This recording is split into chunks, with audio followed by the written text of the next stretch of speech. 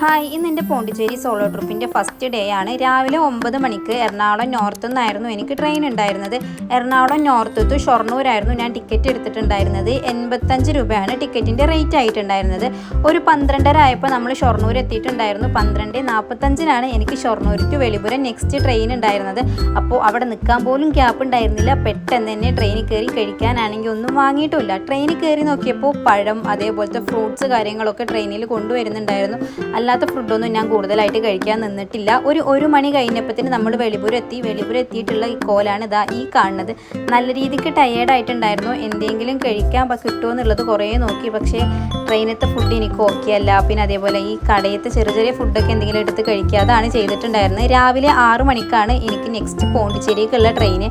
1 മണിക്കൂറിൻ്റെ ട്രാവലിങ്ങേ ഉള്ളൂ എന്നുണ്ടെങ്കിലും രാവിലത്തെ വ്യൂ അടിപൊളിയായിരുന്നു. നല്ല ക്ലൈമറ്റും ആയിരുന്നു കേട്ടോ. അപ്പോൾ പോണ്ടിച്ചേരിത്തെ ബാക്കി വിശേഷം നാളെ കാണാം. ബൈ.